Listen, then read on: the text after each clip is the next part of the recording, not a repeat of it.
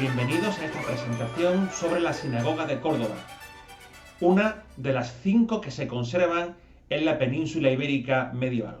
A saber, 2 en Toledo, Santa María la Blanca y del Tránsito, una en Segovia y una en Tomar, en Portugal.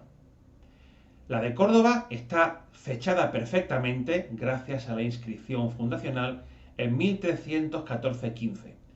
Sería por tanto la más antigua de las 5. Cierto es que hay dudas en lo que se refiere a la fecha de Santa María la Blanca en Toledo, pero las últimas investigaciones indican que sería no solamente del siglo XIV y no del XIII e incluso del XII, como se había dicho, sino del XIV y de un momento algo posterior a esta cordobesa que se encuentra en la calle Judíos, evidentemente en plena judería de esta ciudad, muy cerca del Alcázar y también muy cerca de la antigua mezquita Aljama, de la gran Aljama de Córdoba, que por esa fecha, 1314-15, era ya una catedral cristiana, había sido reconvertida por los conquistadores castellanos en catedral. Esta judería cordobesa fue una de las más importantes de todo el mundo sefardí, de todo el mundo de la España medieval, lo que no la libró de ser asaltada en un terrible pógromo en el año 1390, que dispersó a la población judía de esta ciudad por el resto de la urbe. De hecho, este asalto fue uno de los muchos que marcaron el comienzo de la decadencia del mundo sefardí. A partir de finales del XIV y a lo largo de todo el siglo XV va a incrementarse la presión de los cristianos hacia los judíos, hasta culminar en la expulsión ordenada por Isabel la Católica en 1492. Desde ese momento, la antigua sinagoga cordobesa se convertiría en otra cosa. Primero, sería un hospital para enfermos de la rabia y seguidamente se convertiría en una ermita. Como ermita permanecería durante toda la Edad Moderna y como tal fue intensamente reformada en el tercer cuarto del siglo XVIII. Así hasta el año 1880. En ese momento, al retirar un retablo, se descubrieron los valiosos restos de las yeserías que ornaban la antigua sinagoga. Y eso alertó a las autoridades, que enseguida se pusieron manos a la obra y redescubrieron todo el antiguo conjunto. Solo 5 años más tarde, en 1885, se convierte en monumento nacional, lo que nos indica la atención por el patrimonio, al menos por el patrimonio medieval, que en ese momento estaba despertándose en España. No fue fácil hacer que la Iglesia renunciara al conjunto, pero finalmente se consiguió esa renuncia y desde entonces es la iniciativa civil la que se encarga de mantener y rehabilitar el conjunto. Un conjunto que ha sido muy valorado por ser representativo de la convivencia de culturas en la España medieval. Ya sabéis que se ha hablado muchísimo sobre esta coexistencia de 3 culturas diferentes: la cultura del sur, la de Al-Ándalus, la cultura del norte, la cultura cristiana, y la cultura de los judíos, que va a permanecer tanto en Al-Ándalus como en los reinos cristianos peninsulares. Una convivencia que va a conocer altibajos, no es una convivencia ni mucho menos feliz ni igualitaria para cada una de las 3 culturas. Siempre va a haber una que está por encima de la otra y en cualquier caso, sea la cultura imperante, la musulmana o la cristiana, siempre la cultura judía va a estar relegada.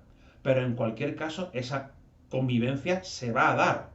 Va a haber un relativo respeto a las personas de esta religión, de la religión judía.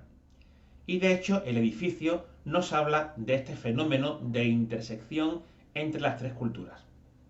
Porque estamos en la Córdoba cristiana, una ciudad plenamente cristiana, plenamente católica, en la cual existe una comunidad judía. Está ahí desde tiempos de los musulmanes. Comunidad judía que en su arte va a utilizar un vocabulario musulmán. La arquitectura de la sinagoga de Córdoba es una arquitectura mudéjar, El arte mudéjar es el arte de formas islámicas realizada en la España cristiana medieval. De tal manera, repito, que son judíos dentro de una ciudad cristiana que utilizan un vocabulario netamente islámico. Incluso vamos a encontrarnos con algo tan llamativo como la circunstancia de que, además de encontrar inscripciones en hebreo en el interior de este edificio, vamos a ver también inscripciones en árabe. Son los profesores Juan Carlos Ruiz Souza y María Ángeles Jordano los que más recientemente han estudiado este conjunto. Sus estudios son los que voy a seguir para esta presentación. La sinagoga de Córdoba se construye combinando el sillar y el ladrillo, en un volumen arquitectónico que no es muy sobresaliente. De hecho, hay una circunstancia llamativa, y es que en el año 1250 el Papa Inocencio IV promulga una bula para que el obispo de Córdoba prohibiese de manera tajante que los judíos de Córdoba levantasen la nueva sinagoga que estaban levantando, toda vez que ésta tenía previsto alcanzar una gran altura y se suponía que un edificio de esa religión no podía ser más vistoso que los cristianos.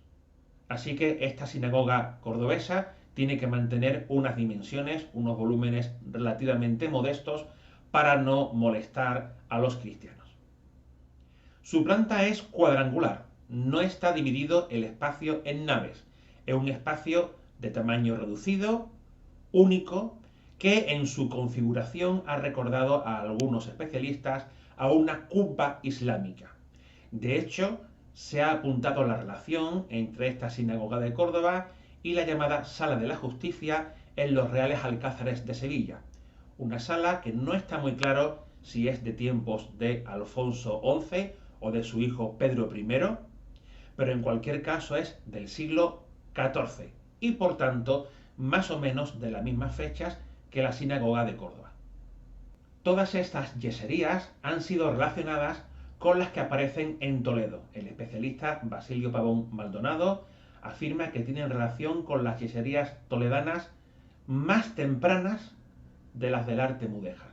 Es decir, no con las que presentan ya una flora más naturalista, son propias del siglo XIV avanzado, sino con unas yeserías de cronología relativamente temprana. Estamos moviéndonos en el primer tercio del siglo XIV. Asimismo, se ha apuntado la relación entre algunas de estas yeserías y las que aparecen en el arte nazarí, pero no el arte nazarí del siglo XIV, de los famosos palacios de la Alhambra, el Palacio de Comares, el Palacio de los Leones, sino más bien con el arte nazarí de final del siglo XIII, el del llamado Cuarto Real de Santo Domingo, un conjunto interesantísimo que se encuentra en la parte baja de la ciudad. Por tanto, lo más interesante de estas yeserías cordobesas es su fecha.